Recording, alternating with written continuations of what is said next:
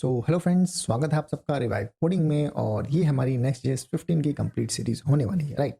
अब इसमें हम वेरी बिगिनर से और बहुत एडवांस लेवल हर एक चीज़ कवर करेंगे, जिसमें कि मैं इस बात को मेक श्योर करूंगा कि आपका कुछ भी टॉपिक मिस ना हो, ठीक है। तो देखो, नेक्स्ट जेएस सबसे पहला क्वेश्चन तो यही होता है, यार नेक्स्ट जेएस है क्या, ठीक है। तो जिन्हें नहीं पता, सबसे पहले तो हम इसकी डिस्कस कर लेते हैं कि यार नेक्स्ट जेएस क्या है।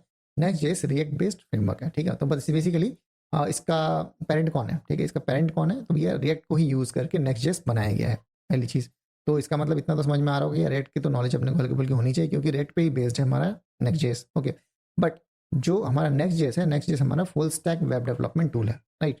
तो बेसिकली फुल स्टैक मतलब क्या है? फुल स्टैक मतलब हम कह सकते हैं कि यार इसमें हम बैक एंड भी क्रिएट कर सकते हैं और फ्रंट एंड भी क्रिएट कर सकते हैं, ठीक है। और इसको छोड़ के अगर मैं सिंपल थोड़ा जानने की कोशिश करूँ, तो आप जानते होंगे अगर आपने रेट में काम किया तो, कि हमें राउटिंग परफॉर्म करने के लिए कुछ पैकेजेस ज़रूरत होती है, राइट। हमें डेटा फेचिंग के लिए पैकेजेस की ज़रूरत होती है, हमें कोड को ऑप्टिमाइज़ करने के लिए पैकेजेस की ज़रूरत होती है, ठीक है। काफ़ी सारी चीज़ों के लिए फॉर्म हैंडलिंग के लिए पैकेजेस की ज़रूरत होती है। तो बेसिकली बहुत सारी चीज़ों के लिए हमें पैकेजेस की ज़रूरत होती है रेड के एप्लीकेशन के अंदर, ठीक है। जबकि हमारा नेक्स्ट जेएस जानता है कि यार अच्छा, इसके लिए भी अपने को पैकेज की ज़रूरत होती है, इसके लिए भी होती है, इसके लिए भी होती है। तो उसने क्या किया, ज़्यादातर चीज़ों को अपने पूरे इस नेक्स्ट जेएस के एप्लीकेशन में कन्फिग्रेशन कर दिया है, राइट। तो इसका क्या मतलब है कि आपको ज़्यादातर अपने बेसिक कामों को करने के लिए किसी तरीके के एक्सटर्नल पैकेज की कोई ज़रूरत नहीं होने वाली, राइट। इसके अलावा क्या है, नेक्स्ट जेएस काफ़ी सारी बेस्ट प्रैक्टिसेस फॉलो करता है, जो कि ज़रूरी है आज के टाइम पे। हम जानते हैं कि यार नेक टू नेक कॉम्पिटिशन है, ठीक है, सबको आगे निकलना है। और उसके लिए बेस्ट प्रैक्टिसेस जो होंगी, अगर आप उसको सेटअप करने में अपना पूरा ध्यान लगा देंगे तो आप डेवलपमेंट कम करेंगे, राइट। तो इस चीज़ को फोकस करके ये आपको एक ऐसा प्लेटफॉर्म देता है जहाँ की आप डायरेक्टली प्रोडक्शन रेडी एप्लीकेशन बना सको, ठीक है।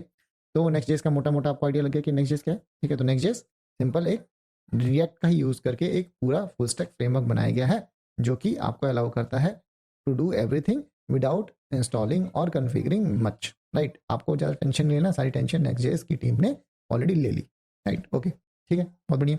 तो अब पूछा गया है कि भैया नेक्स्ट जेएस को लर्न क्यों करना है, भैया क्या ऐसा सिस्टम है, क्या ऐसी चीज़ें हैं जो मेरे को नेक्स्ट जेएस देगा, जिसकी वजह से मुझे नेक्स्ट जेएस को फोकस करना चाहिए या सीखना चाहिए, राइट। तो सबसे पहले तो आप एक डेवलपर हो, राइट। तो ये आपको जॉब देगा, जॉब अपॉर्चुनिटीज देगा, ठीक है। तो वो एक प्लस पॉइंट है, राइट। इसके अलावा देखते हैं कि नेक्स्ट जेएस क्या देता है, ठीक है। तो नेक्स्ट जेएस आपको फाइल बेस राउटिंग देता है, ठीक है। फाइल बेस राउटिंग क्या होता है कि जैसे जैसे आप अपना फोल्डर बनाओगे ना, ठीक है, तो फोल्डर के अकॉर्डिंग अपने आप राउटिंग बनती जाएगी, ठीक है। तो आपको बेसिकली राउटिंग नहीं सेटअप करना, जैसे हम रेट में करते हैं, ठीक है। तो जैसे जैसे आप फोल्डर बनाओगे, फोल्डर बनाने के कुछ रूल्स हैं, ठीक है। तो उन रूल्स को तो आपको फॉलो करना पड़ेगा, क्योंकि वो नेक्स्ट जेएस वालों ने रूल्स बनाए हैं, ठीक है। तो फाइल बेस राउटिंग की आपको सुविधा मिलती है, आपको एपीआई राउट्स बनाने की सुविधा मिलती है। मतलब इसी नेक्स्ट.जेएस पर आप अपना बैकएंड बना सकते हो, ठीक है। फ्रंट एंड तो ये है ही, आप इसी पे अपना बैकएंड बना के और फ्रंट एंड और बैकएंड को एक ही जगह पे इंटीग्रेट कर सकते हो इन सेम प्रोजेक्ट, ठीक है। इसका क्या मतलब है, सिंपल यार, कि मेरे को किसी तरीके का अलग बैकएंड सेटअप करने की जरूरत नहीं है, किसी कोई नोड जेएस का यूज़ करके कोई पैकेज बनाने की जरूरत नहीं है, कोई अलग बैकएंड नहीं बनाना, अलग डिप्लॉयमेंट नहीं करना। एक ही डिप्लॉयमेंट करूंगा नेक्स्ट जेएस की एप्लीकेशन, और उसी में मेरा बैकएंड और फ्रंट एंड दोनों डिप्लॉय हो जाएगा, ठीक है, सिंपल, राइट। तो एपीआई राउटिंग की उसने सुविधा दी, जिससे कि हमें बैकएंड और फ्रंट एंड दोनों एक ही प्रोजेक्ट में बना सकते हैं, ठीक है। इसके अलावा इसने फ्लेक्सिबल रेंडरिंग ऑप्शंस दिए हैं, ठीक है। जैसे हम अगर रिएक्ट की बात करें, तो रिएक्ट की में सिर्फ और सिर्फ क्लाइंट साइड रेंडरिंग होती है, मतलब सीएसआर, ठीक है। जबकि हमारा जो नेक्स्ट जेएस है, नेक्स्ट जेएस हमें ऑप्शन देता है, ठीक है। ऐसा नहीं है कि सिर्फ ये सर्वर साइड रेंडरिंग दे रहा है या क्लाइंट साइड रेंडरिंग दे रहा है, आपको दोनों ऑप्शन दे रहा है, ठीक है। तो आप चाहो तो अपना कंपोनेंट क्लाइंट साइड रेंडर कर दो, ठीक है, या फिर एक सर्वर साइड रेंडरिंग बना दो। अगर आपको client side rendering, server side rendering का नहीं पता, तो कोई इशू नहीं है, हम जैसे जैसे आगे बढ़ेंगे हम इसके बारे में अच्छे से डिस्कशन करने वाले हैं, ठीक है।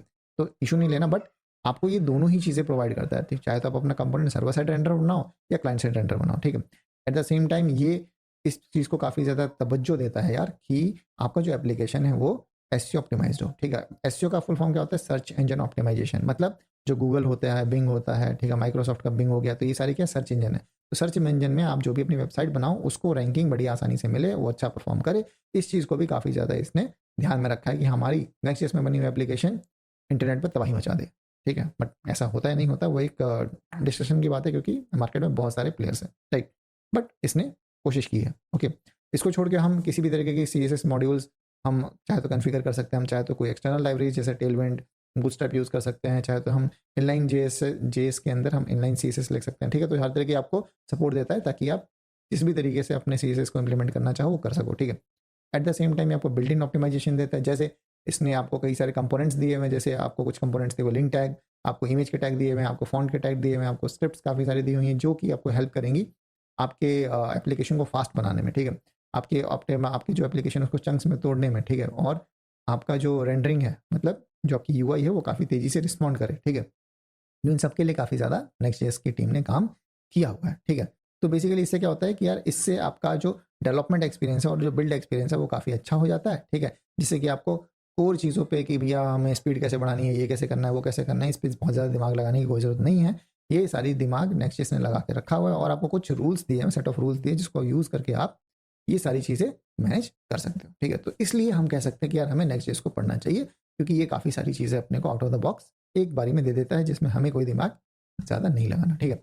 तो कुछ ज़रूरी चीज़ें हैं जो आपको पहले से आनी चाहिए, ठीक है। तो कुछ प्री रिक्वायरमेंट्स हैं, जैसे कि आपको यार अगर आप नेक्स्ट.जेएस पढ़ रहे हो तो आपको मैं एचटीएमएल मान के चलता हूँ, आपको आता होगा, आपको सीएसएस आती होगी, आपको जावास्क्रिप्ट आती होगी, ठीक है। मैं एडवांस नहीं बोल रहा, बट आपको बेसिक बेसिक तो आता होगा सब, है ना।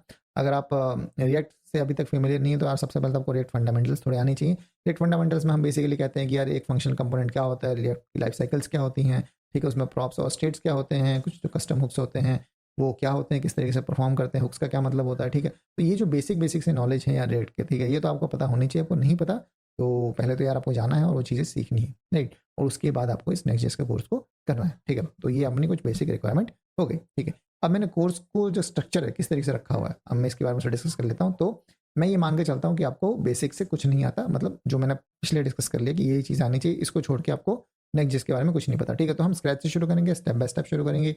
नेक्स्ट.जेएस में जो भी कॉन्सेप्ट होते हैं हम उसको एक एक करके डिस्कस करेंगे।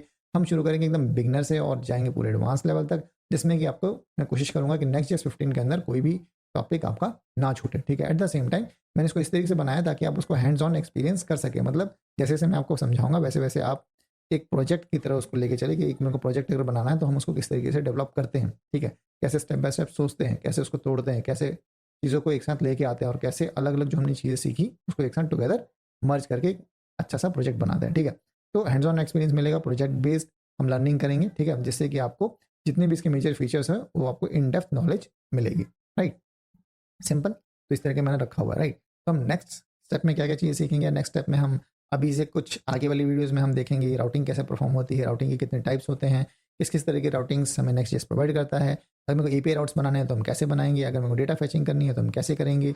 इसमें जैसे मैंने आपको रेंडरिंग टेक्निक्स बताई, ठीक है, तो रेंडरिंग टेक्निक्स में दो चीज़ें आती है, सर्वर साइड रेंडरिंग या क्लाइंट साइड रेंडरिंग, ठीक है, या फिर इसके अलावा भी दो तीन दोनों का कॉम्बिनेशन हाइब्रिड बोल सकते हो कि हाइब्रिड अप्रोच, ठीक है। तो वो सारी चीज़ें कैसे होती हैं, तो इन सभी टॉपिक्स पर हम बात करेंगे। इसके अलावा भी बहुत सारे टॉपिक्स हैं, ठीक है, जिसको हम जैसे जैसे आगे बढ़ेंगे यहाँ डिस्कस करेंगे, ठीक है। तो अभी यार इस वीडियो के लिए इतना ही, ठीक है। तो अभी आपको सबसे पहले क्या करना है यार, इस वीडियो को लाइक कर देना है। नीचे कमेंट सेक्शन में यार अभी जो भी आपको क्वेश्चन है बेसिक बेसिक्स आप पूछ सकते हो, हालांकि आगे जैसे जैसे सीरीज जाएगी आपके पास कोई क्वेश्चन बचेगा नहीं, राइट। और मोस्ट इंपॉर्टेंट चैनल को सब्सक्राइब कर लो क्योंकि बिल्कुल फ्री है, आपको कोई पैसे तो देने नहीं है, राइट। सब्सक्राइब कर लो ताकि आगे आने वाली सारी की सारी वीडियोज़ आपको मिलती रहे, राइट। चलो यार फिर मिलते हैं अपनी नेक्स्ट वीडियो में, तब तक के लिए have a nice day and good bye.